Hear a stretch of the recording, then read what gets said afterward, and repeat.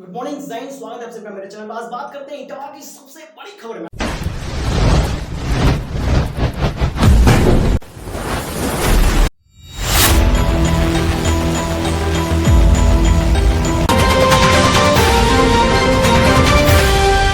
इटावा से एक बड़ी खबर निकल के आ रही है कि एक यादव कथावाचक होने पर ब्राह्मण महिला ने अपने मूत्र को पिलाया उसको। यादव कथावाचक को ब्राह्मण महिला ने अपने मूत्र से छिड़कर शुद्ध कर दिया जी। देखिए ये जो मामला आ रहा है इटावा का मामला, और जिसमें एक कथावाचक यादव उस ब्राह्मण के घर पे बुलडोजर चलवाएंगे। मैं देखना चाहता हूं कि कितने सत्य। भारतीय संविधान के अनुसार गलत है, पर हिंदू धर्म के अनुसार सही है। क्या सही है? शूद्र जो है पूज्य योग्य नहीं होता है। मेरा नाम संत सिंह यादव है। तो जब हम वहाँ गए तो चूंकि अछल्ला के पास का गांव है, कहाँ के रहने वाले, तो हमने काम रहने वाले तो कानपुर के हैं। अछल्ला भी हमको हो गए 20 साल रहते क्या काम करते हो, तो हमने कहा पहले हम शिक्षक थे, स्कूल चलाते थे। बेटे का नाम जैसे आदि में हमने क्लिक किया तो उसका नाम लिख के आ गया राज यादव। इन्होंने कहा कि साले ये 103 देरी है यहाँ पे ब्राह्मणों के गांव में, तुम यादव होकर के चमार होकर के यहाँ भागवत कहने आए हो। और इन्होंने बहुत हमें मारकूट करना शुरू कर दिया। रात भर इन्होंने बहुत टॉर्चर किया सर, यहाँ तक कि हमारे बाल काट दे। और जो परीक्षित बना था, परीक्षित की मैडम से इन्होंने मूत्र, बोले भाभी आप अपना मूत्र ले आओ, उसे मूत्र से हमारे ऊपर छिड़का इन्होंने। बोले ये उसके मुंह पे छिड़का गया, उसको शुद्धिकरण बताई जा रही है।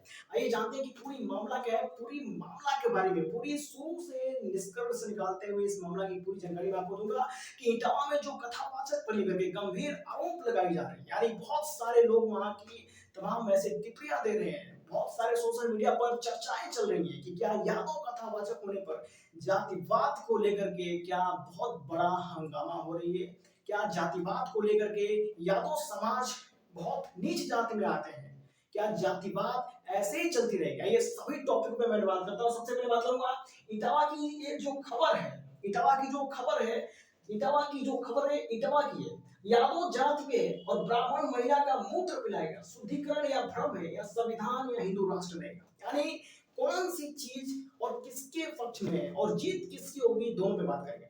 सबसे पहले बात करते हैं यादव कथावाचक। एक युवक जो यादव समाज यानी यादव जाति से, समाज तो पूरी दुनिया को ही कहते हैं, लेकिन जाति जो है उसका यादव की, जो हिंदू के बनाए हिंदू राष्ट्र में जातों और तमाम प्रकार के ऐसे पंक्तियां बनाई गई है, उन पंक्तियों में जाति से यादव जात से आती है, यादव से।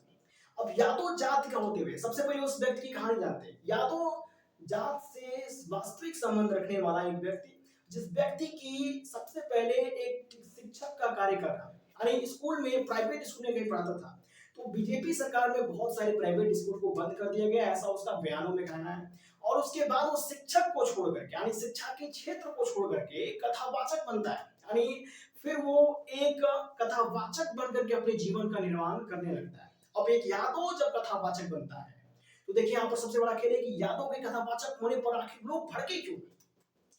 इस यादव जो कथावाचक है, इनका एक गुरु है जो कि मुख्य कथावाचक है। मुख्य कथावाचक भी वो भी यादव है, देखिए ध्यान से देखिएगा, मुख्य कथावाचक भी यादव है। और ये भी जो उनके साथ उनकी मदद करते हैं, यानी सहायक है जो, ये भी कथावाचक, ये भी यादव ही है। और यह इसके बाद जैसे इटावा में एक कथावाचक शुरू हुई, यानी कथा शुरू हुई, इटावा में एक प्रोग्राम होती है, प्रोग्राम में कथा शुरू होती है। प्रोग्राम में जैसे कथा शुरू होती है तो कथा सुबह से लेकर के शाम तक, यानी तमाम ऐसे अपने प्रक्रियाओं और क्रियाकलापों के हिसाब से चल रही है। यानी कथा में कोई भी किसी भी प्रकार की कोई परेशानी नहीं नजर आ रही है जिसमें कहा जाए कि ये परेशानी थी, ये समस्या थी। कथा सुबह से लेकर शाम तक बढ़िया से चली, उसमें किसी व्यक्ति को या किसी ने कुछ कह दिया हो, किसी ना किसी माध्यम से वहां के लोगों को, जो वहां की जो समाज है वो ज्यादातर ब्राह्मण समाज थी, और इनको कथा कहने के लिए जो कथा का निमंत्रण जो दिया था वो भी किसी ने ब्राह्मण ने बुलाया था। और ये दोनों ही गए थे, एक गुरु और उनके एक शिष्य के रूप में सहायक गए थे। दोनों ही यादव जाति से, यादव जाति से वास्तविक संबंध रखते हैं। फिलहाल मामला यहाँ बिगड़ा कि सुबह से शाम तक कथा पूरी तरह से अपनी प्रक्रिया के हिसाब से, पूजा पाठ के हिसाब से, अपने क्रियाकलाप के हिसाब से चल रही थी, कोई परेशानी नहीं थी।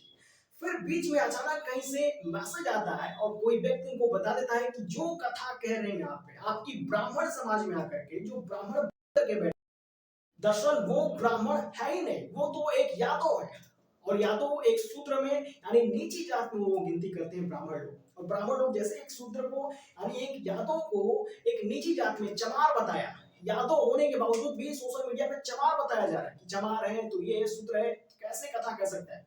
बातें यहाँ पे शाम के समय बढ़ गई और शाम का समय जब हुआ उस कथावाचक को वहां से उठाया गया। देखिए उसके मुख्य कथावाचक भी यादव है लेकिन उसको नहीं बोला गया, लेकिन जो उसका सहायक है जो उसका शिष्य है वो यादव जाति से और उसका कथावाचक होने पर लोगों ने उंगली उठा दी, वहां की ब्राह्मण समाज ने उंगली उठा दी और उस व्यक्ति को उठा करके भरी पूजा से यानी भरी दरबार में चल रही कथा से डायरेक्ट उठा करके ले करके घर में गए, घर में ले जाकर खूब बढ़िया से पहले उसको कूटे, मारपीट किए उसके साथ बातचीत किए कि तुम कौन हो, किस जाति के हो। उसने पूरी अपनी खुलेआम सच्चाई बताया कि मैंने पहले पढ़ाने का काम शुरू किया था, आप मेरे घर पे जाके जानकारी प्राप्त कर सकते हैं। उससे उनकी आईडी मांगी जाती है कि आप अपना पहचान पत्र दिखाओ कि तुम किस जाति से हो। उस वक्त कथावाचक यानी यादव जो कथावाचक है अपनी पहचान पत्र यानी आधार कार्ड नहीं ले गए होते, तो उन्होंने अपने बेटी का अपने घर का नंबर दिया और बोला कि आप मेरे घर पे जाके जानकारी ले सकते हैं, मैं एक यादव हूँ। ये जानकारी कथावाचक यादव ने पूरी तरह से दिया था, लेकिन फिर भी वहां के ब्राह्मण लोगों ने उस यादव कथावाचक की जानकारी के लिए उस नंबर पर फोन किया और पता किया। जैसे पता चला कि उनकी बेटी एक यादव है, जैसे पता चला कि टाइटल जो है यादव का है, तुरंत फोन काट करके उनके साथ बदसलूकी से पेश आए, रात भर टॉर्चर किया, यहाँ तक कि यादव कथावाचक के यादव होने पर उसको चमार कह करके, निजी जात का कह करके, कितनी भी इतना सारा कचरा जो है जितने भी मनी में कड़वाहट होती है सब कुछ उसके ऊपर उठा देगा, यानी गाली गलौज बातचीत मारपीट सब कुछ हो जाता है, सारी प्रक्रियाएं पूरी हो जाती है। बाद में फिर वही यादव कथावाचक को उसके बाल को छीलते हैं। वो ब्राह्मण समाज जो ज्ञान के देवता माने जाते हैं, जो ज्ञान यानी इस समाज में ब्राह्मण क्यों बनाया था, ब्राह्मण के समझिए ब्राह्मण इस ब्राह्मण ज्ञान दातक होते हैं, यानी उनसे ज्ञान को बांटने के लिए और ज्ञान की वृद्धि करने के लिए समाज को दिशा देने के लिए ब्राह्मणों की प्रक्रिया उत्पत्ति बनाई गई थी। यानी जो ब्राह्मण शब्द है इसकी उत्पत्ति की गई थी कि आप समाज में रह करके समाज की स्वच्छता और समाज को अच्छे ज्ञान और समाज को सही रास्ता पर ले चलने का प्रयत्न करेंगे, सदैव इसके लिए आप समर्पित रहेंगे। लेकिन कहीं ना कहीं वो ब्राह्मण समाज अपनी युक्ति को छोड़ करके, अपने किसी को सही रास्ता पे ले चलना छोड़ करके कहीं ना कहीं जातिवाद का खेल खेल रहा है। इटावा में एक ऐसे यादव कथावाचक को पूरी रात बंधक बना के रखते हैं। महिला यानी किसी ब्राह्मण की महिला जो है घर में अपना मूत्र लेके आती है और उसका बाल छीना जाता है, उसके मूत्र को मुंह में डाला जाता है, उसके ऊपर मुंह पे छिड़का जाता है, मूत्र पिया, मूत्र से नहाया गया, मूत्र को छिड़काव किया गया यादव कथावाचक होने पर। और ऐसे दर्दनाक ऐसे घटिया कार्यक्रम ये सरकार के रहते हुए हो रही, जो हिंदू राष्ट्र की बात करते हैं, बीजेपी हिंदू राष्ट्र की बात करता है और हिंदू राष्ट्र की ऐसे मनोनीत को मानने के बावजूद भी ऐसे जाति के नाम पे एक यादव समाज की यानी यादव कथा जाति के जो कथावाचक है उनके साथ इतनी बेरहमी से पेश आती है ब्राह्मणों की जाति। एक ब्राह्मण महिला अपने मूत्र को लाती है और मूत्र को मुंह पे लगाया जाता है, पिलाया जाता है और पैरों पे नाक रगड़वाई जाती है और इतनी की घटना करने के बाद बताया जाता है कि अब तुम्हारी शुद्धिकरण हो गई। इस शुद्धिकरण थी मूत्र पिलाना और मूत्र छिड़कना या एक भ्रम था जो कि एक कहीं ना कहीं शाश्वत और हिंदू राष्ट्र की है। कुछ लोगों का कहना है कि एक हिंदू राष्ट्र यानी हिंदू जो संस्कृति है यानी समाज जो हिंदू की नियम कानून है, जो हिंदुत्व का नियम कानून है, उसके हिसाब से एक व्यक्ति सोशल मीडिया पे कह रहा है कि ये संविधान के हिसाब से सरासर गलत है, लेकिन एक हिंदू समाज और हिंदू राष्ट्र और हिंदू के जो वेद पुराण है उसके नियमों के अनुसार ये पूर्ण रूप से सही है, लेकिन एक कानून के मुताबिक इसको देखी जाए तो सरासर ये इंसाफ है। एक तरफ वो व्यक्ति बता रहा है, एक तरफ जो हिंदू राष्ट्र है, हिंदू समाज है और हिंदुत्व की जो बात करते हैं उसमें हिंदू के नियम कानून के अनुसार उनकी जो वेद पुराण है उसके अनुसार ये शुद्धिकरण और कानून के हिसाब से ये असत्य, कानून के हिसाब से भ्रम है। क्या देश में कानून और संविधान को रखा जाएगा या हिंदू राष्ट्र बनाकर एक नई संविधान को लाई जाएगी? फिलहाल इसी बीच पर सपा के पक्ष सत्ता का शासन कह लीजिए, अखिलेश यादव वहां पर पहुंचते हैं। वहां पे कुछ वहां की पार्टी की वहां पे जो सदस्य वो सदस्य पहुंचते हैं और सत्ता में उनकी जो तो उन युवा यादव जो कथावाचक थे उन सबको कुछ राशियों से, यानी इतनी बड़ी घटना हो गई, लेकिन सोशल मीडिया पर इस वक्त में इस खबर को लेकर के कोई पुख्ता सदस्य जो बीजेपी से वास्तविक के सांसद या मंत्री या विधायक कोई भी वास्तविक संबंध उससे हो, वो कहीं नजर नहीं आ रही है। लेकिन बीजेपी की अपोजिट पार्टी पहले ही जाकर के अपनी सत्ता की प्रक्रिया वहां से शुरू कर दी। इतना कुछ होने के बाद बीजेपी, लेकिन सपा पहुंचने के बाद उनको कुछ राशि 25,000 21,000 की या 25,000 की राशि थी लिफाफे में, 1,000 की राशि में बदल करके और उन्होंने अपने तरफ से उन सबको भेंट किया, यानी राशि देकर के और एक मंगल की कामना की।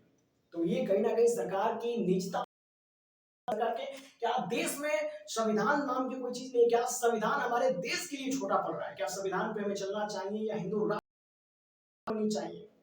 आइए दोस्तों, ये मिलकर के हम तय करते हैं, आप सब मिलकर के तय करेंगे कि ऐसे हिंदू राष्ट्र चलेगा।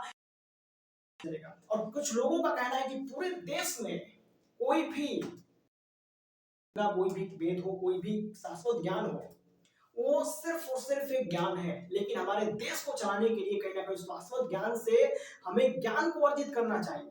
ये सत्य है, लेकिन हमें इस ज्ञान को अर्जित करके इस तरह से बेहूदगी और गलत इस्तेमाल नहीं करनी चाहिए और हमें सदैव अपने संविधान के अनुसार, ये संविधान हमारे देश को चलाता है, ना कि कोई वेद और पुराण हमारे देश को चलाता है। हमारे देश में विदेश से भी लोग घूमने आते हैं, तो बड़े सारे भारतीय संस्कृति की लोगों ने बड़ी बड़ी आलोचनाएं की हैं, बड़ी बड़ी टिप्पणी की हैं कि भारत ऐसा है, भारत में लोग विदेशों से आकर के भारत की जय जयकार करके जा रहे हैं। वो कहीं ना कहीं हिंदू राष्ट्र को जय, भारत में सबसे बड़ी बात है कि किसी भी धर्म की, कोई भी जाति की, कोई भी मजहब की, कोई इंसान को जीने की, जीवन की कला सिखा सकती है, ज्ञान दे सकती है। देश को चलाने के लिए हमारे देश में जो संविधान बना है, यही से प्रथम प्राथमिकता दी जानी चाहिए, ना कि इससे प्रथम प्राथमिकता देनी चाहिए कोई हिंदू राष्ट्र में नया संविधान लागू होने के लिए। हिंदू राष्ट्र की प्राथमिकता नहीं बात कर रहा हूँ, हिंदू राष्ट्र तो पूरी तरह से है, लेकिन कहीं ना कहीं हिंदू राष्ट्र के लिए अलग संविधान ना बने, बल्कि उसी संविधान के तहत इन सभी पूरे देश को जैसे चला जाए, उसे भी कोई भी हिंदू राष्ट्र बने या कोई भी राष्ट्र बनता है, कोई भी अपने संस्कृति का प्रमाण देते हैं, तो कहीं ना कहीं संविधान के नियमों का पालन करते हुए। दोस्तों, ये रही एक यादव कथावाचक होने की दर्द भरी कहानी। कहीं ना कहीं उसे बहुत ज्यादा पीड़ित किया गया और जैसे सुबह पूरी रात पीड़ित करते गए और पूरी रात पीड़ित करने के बाद गया और सुबह छोड़ने के बाद वो फिर यही सोशल मीडिया तमाम ऐसे खबरों में छप गया, वो सुर्खियों में बन गया कि आज इटावा में इतनी बड़ी बड़ी भयंकर जातिवाद हो रही है। क्या वाकई में ऐसा नहीं होना चाहिए? आप कमेंट करके बताइए और ऐसे राष्ट्रवाद के खिलाफ आप आवाज जरूर उठाइए और ऐसा दुरुपयोग हो रहा है तो आप आवाज जरूर उठाइए। किसी भी जात, बड़े जात का या किसी भी छोटे जात का मजाक नहीं है, बल्कि हमें कोई परेशानी या कोई भी व्यक्ति हो इस पूरी दुनिया में, कोई भी विदेश का हो, कहीं का भी हो, उस व्यक्ति की हमें मदद करने के लिए हमें पूरी तरह से हमारा संविधान है कि आप उसकी मदद करिए, ना कि आप उसकी किसी कोई तकलीफ मत बनिए किसी का, आप किसी का मदद बनिए। आपसे कोई उम्मीद किसी का टूटे ना, ऐसा व्यक्ति बनिए आप। कोई भी राष्ट्रवादी करता है, कोई भी जातिवादी करता है, ये सिर्फ जीवन में एक गलत दुरुपयोग है शिक्षा का, जातिवाद करना या कुछ भी करना। आप अपने जीवन में सही मार्ग का चुनाव करिए, बात को सख्त से सख्त सजा हो, इसका कामना कमेंट करिए और इतना शेयर करिए वीडियो को कि ऐसे जातिवाद को लेकर के मामले ना, ऐसे छोटे छोटे बातों पर इतना प्रताड़ित ना किया जाए किसी व्यक्ति को। ठीक है, कोई आ गया तो आप उसको निकाल भी सकते थे, 1 रुपया ना दीजिए, कोई बात नहीं, लेकिन ऐसे प्रताड़ित ना करिए दोस्तों।